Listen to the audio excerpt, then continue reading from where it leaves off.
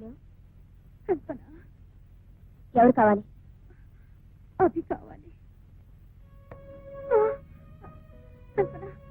నువ్వే కావాలి. నేను మీ అక్కనమ్మా. నీ కళ్ళ ముందుకొచ్చి కూడా మీ అక్కనని చెప్పుకోలేకపోయినా దౌర్భాగ్యరాలి. హలో అభి, ఒక్కసారి ఇక్కడికి వచ్చాడవా? నీకు సిగ్గు లేదు? లేదు. నువ్వు స్వార్థాన్ని విన్నా కాదు. నీ అంత బరి తెగించిన అర్థాన్ని ప్రపంచం ఎంతవరకు చూడలేదు. నిజమే, కానీ ఇంకో నిజం తెలిస్తే ఇలాంటి రాక్షసి ప్రపంచంలోనే ఉండదనుకుంటావు. ఏమిటది? ఒక్కసారి ఇంటికి రా, చెప్తాను. నేను రాను రాను రాను. మళ్ళీ ఎప్పుడు ఫోన్ చేయదు ఇక్కడ. ఇదే నా చివరి కోరిక, ఇదే నా ఆఖరి కోరిక కూడా. అభి, నీకో నిజం చెప్పాలి. నా గురించి కాదు, నువ్వు పెళ్లి చేసుకోబోయే కల్పన అక్క గురించి. కల్పన అక్క గురించి?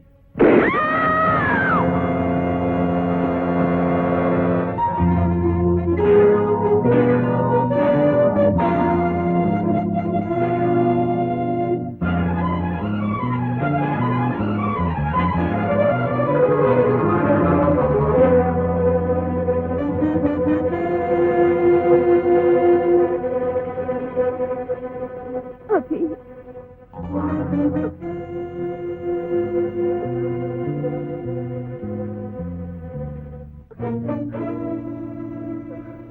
అభి,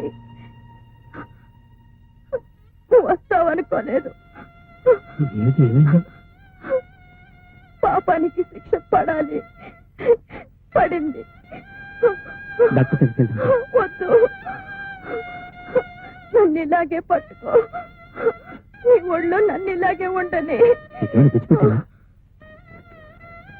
హలో, పోలీస్ స్టేషన్. కల్పన మీ చెల్లిలా?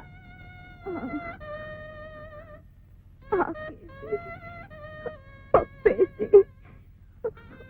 ఉప్పేసి నెయ్యేసి ఇవాళ చాలా ఆనందంగా ఉంది. నా చెల్లెలకి నువ్వు దొరికావు.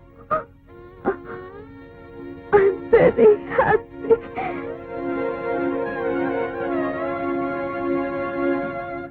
తారా, తారా, తారా.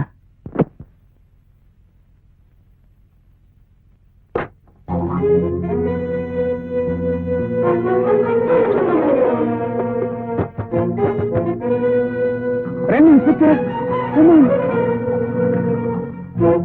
రండి ఇన్స్పెక్టర్, రండి. చూసారా నా భార్య? ఏమిటి, ఏమైందండి? హత్య చేశారు. ఎవరిని? మీ అక్కనే. అక్క? అక్కెవరు? తారా. సారా? మా అక్క? మరి ఆ హత్య ఎవరు చేశారు? ఎవరో చేశారు, కానీ తెలివిగా నా మీద నెట్టారు. ఎవరు? బహుశా భర్త చేసుకుంటాడు. తలుపుతేయదు. పోలీసులు అంతలోకి వస్తున్నారు. దొరకకుండా పారిపోదాం అనుకుంటున్నారా? పారిపోవాలి. పారిపోతే మీరే హంతకులని నిర్ధారణ చేసుకుంటారు. దొరికితే నేనే హంతకుడని శిక్షిస్తాను. మీరు కాదుగా? కాదని నాకు తెలుసు, కానీ చట్టం నమ్మదుగా. పారిపోయి నమ్మించగలరా? అసలు హంతకుని పట్టుకుని చట్టానికి అప్పగించగలను. ఆ పని ఇప్పుడు చేయొచ్చు. లేదు కాదు, నీకు తెలియదు. ఇంతవరకు నేను కొన్ని వందల సార్లు కోర్టులో హాజరయ్యాను, కొన్ని వందల సాక్ష్యాలు ఇచ్చి ఉంటాను. ఎంతసేపు సాక్ష్యం న్యాయం జరిగింది, కానీ నిజానికి న్యాయం జరగలేదు. ఇప్పుడు నేను పోలీసులు పట్టుబడితే నేను నిర్దోషం నిరూపించుకునే అవకాశం కూడా నాకు ఉండదు. వద్దండి, మీరు పారిపోయి తప్పు చేస్తున్నారు. మీరు చూస్తున్న గుడ్డి నౌకలాగే చట్టం కూడా గుడ్డిదనుకుంటున్నారు. మీరు మారిందే నిజమైతే పోలీసులకు పట్టుబడిపోండి. పోలీసుల నుంచి తప్పించుకొని పారిపోయేవాడు నా భర్త కాకూడదు. బాబు, కల్పనే కాదు, నేను అదే చెప్తున్నాను. ఇక్కడి నుంచి పారిపోయావో నా మీద ఒట్టే.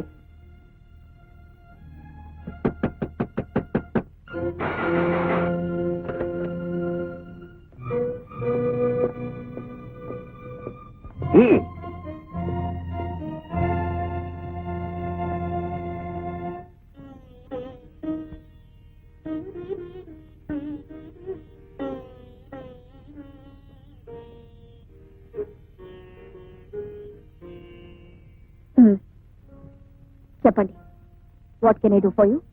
చెయ్యని హత్యా నేరానికి శిక్ష పడ్డ ఒక వ్యక్తిని కాపాడాలి. ఎవరా వ్యక్తి? అభిమన్యుడని. ఏం చేస్తుంటాడు? కోర్టులో కిరాయి సాక్ష్యాలు చెప్తాడనుకుంటాను. ఒకప్పుడు, ఇప్పుడు మనిషిగా బ్రతుకుతున్నారు అని చెప్పాడా? ఆయన మీకు తెలుసా? సారీ, మీరు వేరే లాయర్ని చూసుకోండి. లేదు, ఎవరిని అడిగినా మీరే కాపాడగలరంటున్నారు. సారీ, అవినీతి పరుణ్ణి కాపాడకూడదు. మీరు పొరపాటు పడుతున్నారు. అతను అవినీతి పరుడు కాదు, మనసున్న మనిషి. మనసున్న మనిషి. ఆడది ఓ గొర్రె లాంటిది, అందుకే కసాయివాణ్ణి నమ్ముతుంది. నీలాగే నమ్మించి ప్రేమ ప్రేమ అని ఓ పిల్ల గొంతు కోశాడు. ఆ పిల్ల ఎవరో తెలుసా? నేనే. అంతేకాదు, కేవలం 10,000 రూపాయల కోసం ఒక అమ్మాయితో సంబంధం ఉందని కోర్టులో అబద్ధ సాక్ష్యాలు చెప్పి ఆ పిల్ల బ్రతుకును నాశనం చేశాడు. అతన్ని ప్రేమించినట్టున్నావు. పెళ్లి చేసుకోబోయే ముందు ఇవన్నీ తెలుసుకోవడం చాలా అవసరం. నా మీద అభిమానంతో ఇన్ని విషయాలు చెప్పినందుకు చాలా సంతోషం. కానీ మీరు కొన్ని విషయాలు తెలుసుకోవాలి. 10,000 రూపాయల కోసం ఒక అమ్మాయి జీవితాన్ని నాశనం చేశాడన్నారే, ఆ అమ్మాయి ఎవరో తెలుసా? నేనే. ప్రేమ ప్రేమ అని మిమ్మల్ని నమ్మించి మోసం చేశాడన్నారే, మిమ్మల్ని మోసం చేసింది నా కోసమే. ఆ రోజు కోర్టులో పతితిగా నిలబెట్టింది నన్ను. తిరిగి ఈ రోజు మనిషిగా నిలబెట్టింది నన్ను. కేవలం నా జీవితం నిలబెట్టడం కోసమే మీకు అన్యాయం చేశాడు. కానీ అది మోసం కాదు, త్యాగం. కూర్చోండి. మీరు నాకు సహాయం చేయాలి. మళ్ళీ ఏమైంది? అతను అరెస్ట్ చేశాం కదా. అదే నాకు భయంగా ఉంది. ఎలాగైనా బయటపడి నా ప్రాణాలు తీస్తానంటున్నట్ట. హత్య చేయబడింది ఎవరో కాదు, మా అక్క. అలాగా? మీరు ఎలాగైనా వాడిని హంతకుడిగా నిరూపించి ఉరిశిక్ష వేయించాలి. మీరు ధైర్యంగా వెళ్ళండి. Thank you. వస్తానండి.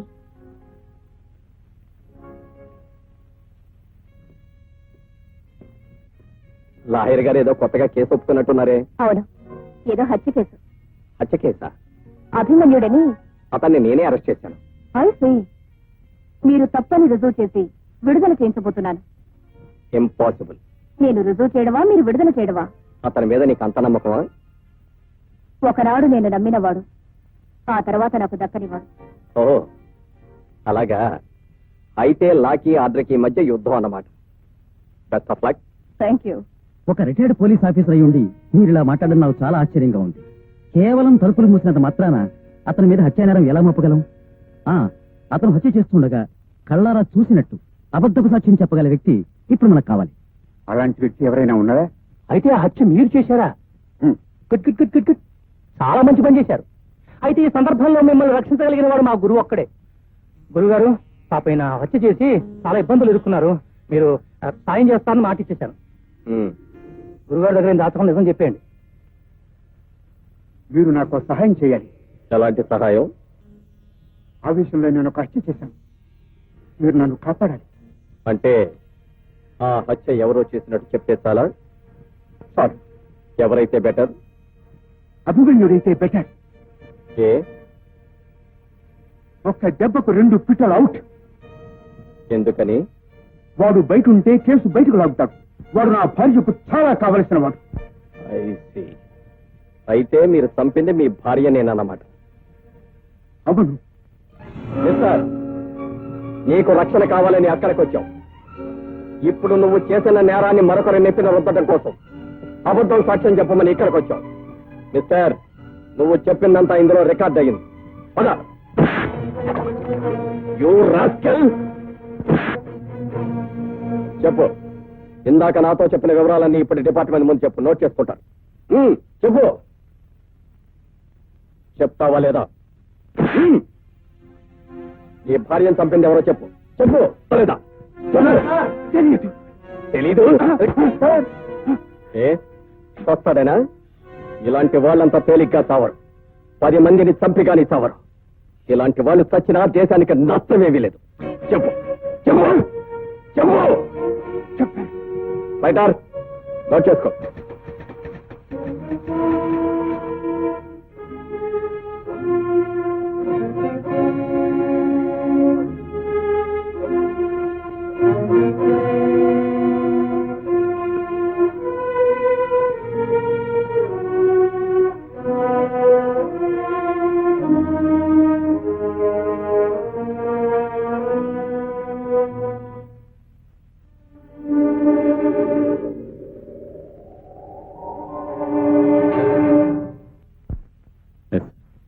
చూడండి అభిమన్యు గారు, ఆనందరావు గారు ఇచ్చిన స్టేట్మెంట్ ప్రకారం మీరు నిర్దోషం రుజువు కావచ్చు, కానీ ఆ నిర్ధారణ జరగవలసింది కోర్టులో. అప్పటి వరకు మిమ్మల్ని నా హామీ మీద విడుదల చేస్తున్నాను. దీని మీద సంతకం పెట్టండి.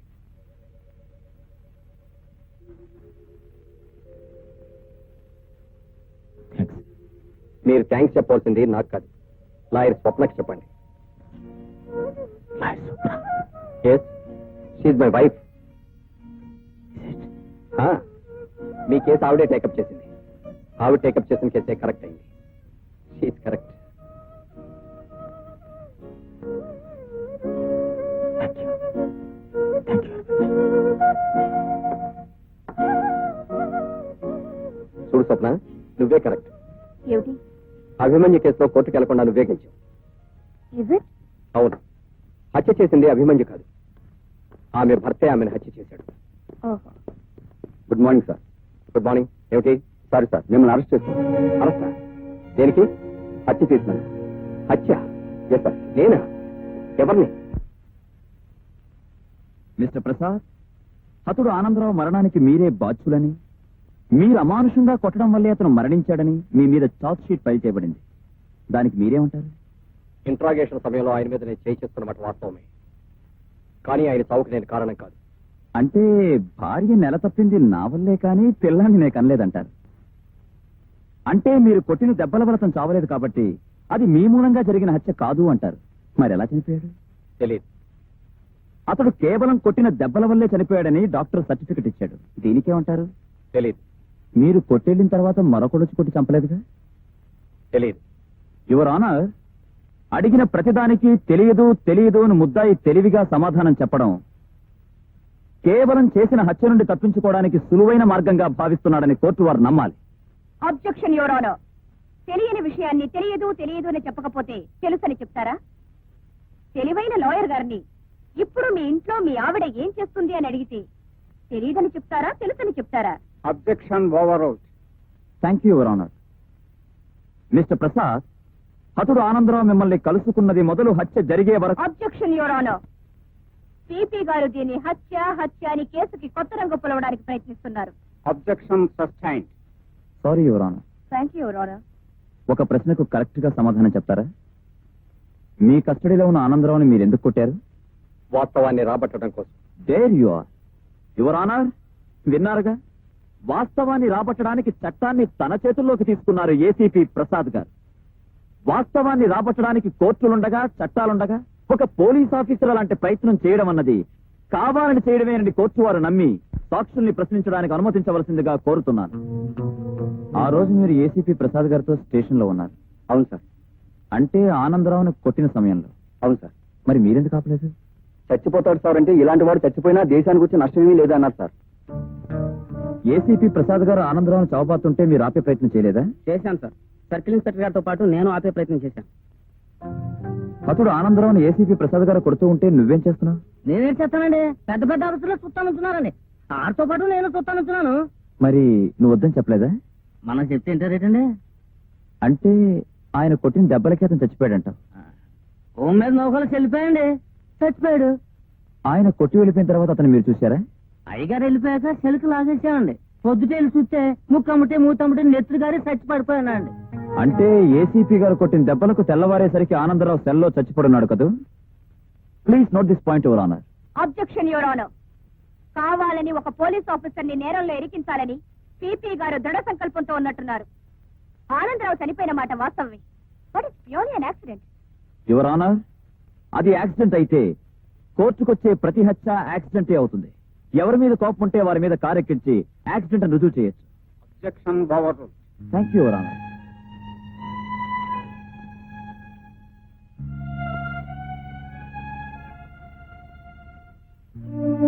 ఈ కేసు రేపటికి వాయిదా వేయబడింది.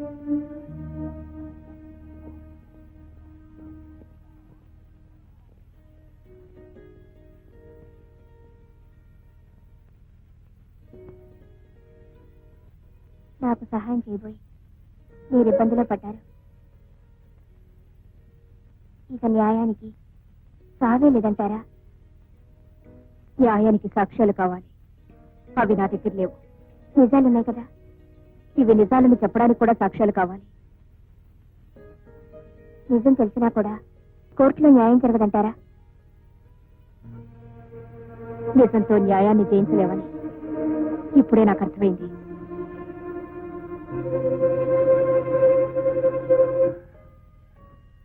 యువర్ ఆనర్, ప్రజారక్షణ కావించవలసిన బాధ్యత గల ఒక పోలీస్ ఆఫీసర్, చట్టాన్ని కాపాడవలసిన ఉన్నతోద్యోగి తనకున్న పరిమితుల్ని విస్మరించి చట్టం కంటే తన చేయి గొప్పదని నిరూపించుకునే ప్రయత్నంలో ఒక హత్యకు కారకుడయ్యాడని భిన్న సాక్ష్యాల ద్వారా రుజువవుతున్నది.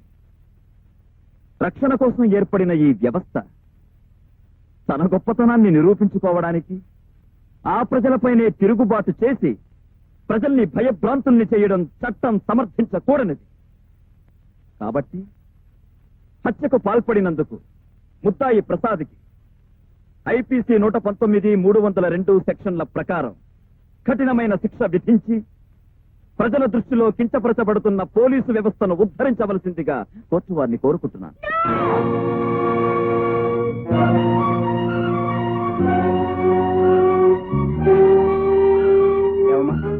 నువ్వు చెప్పదలుచుకుంది ఏమైనా ఉందా?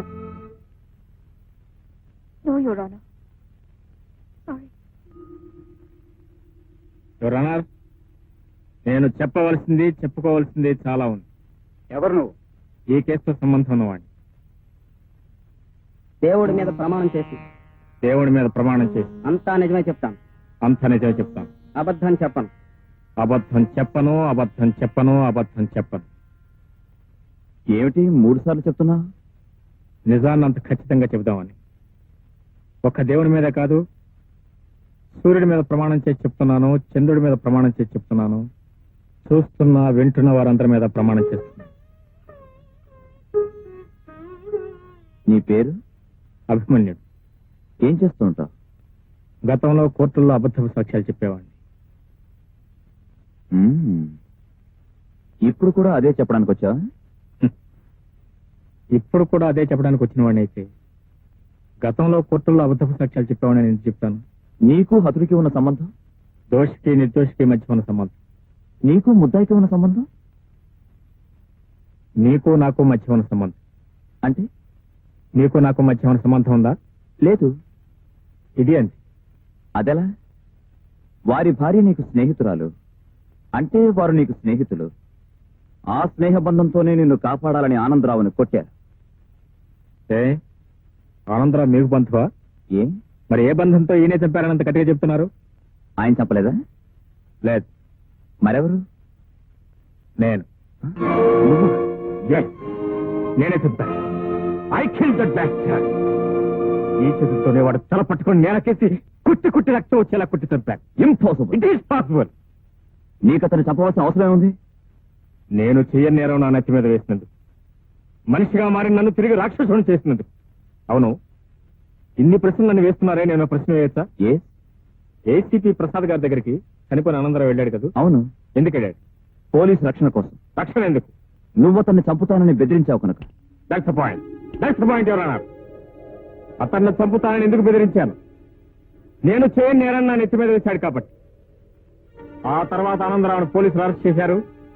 అతనిచ్చే స్టేట్మెంట్ ప్రకారం అతని భార్యను అతనే హత్య చేశాడని నేను నిర్దోషిని రుజువైంది.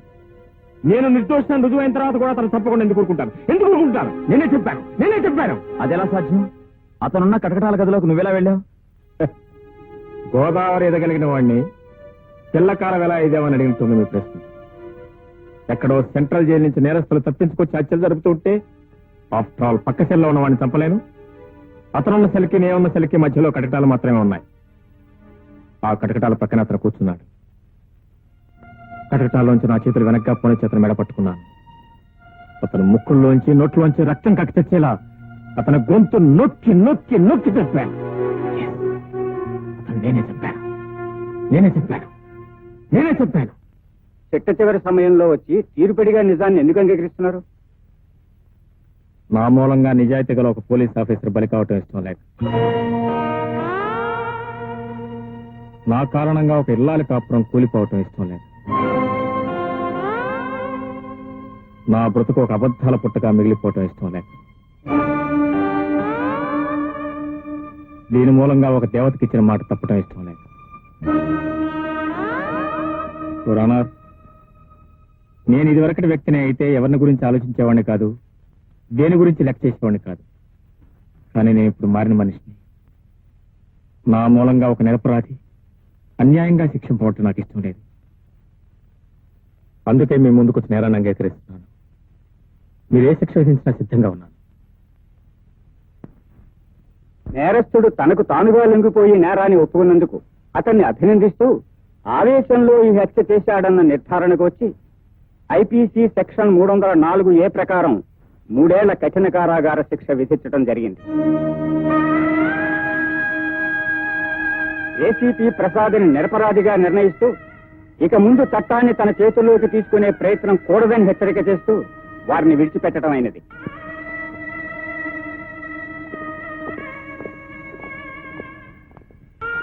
అభి, ఎందుకు ఇలా చేశావు? చంపడం, సాక్ష్యం చెప్పడం అబద్ధపు సాక్ష్యం చెప్పడం. లేదు, నిజం చెప్పాను. దేవుని మీద ప్రమాణం చేసి నిజం చెప్పాను.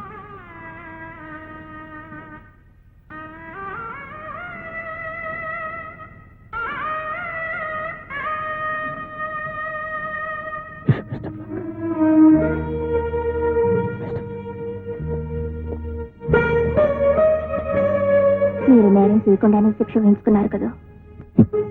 చూడు కల్పన,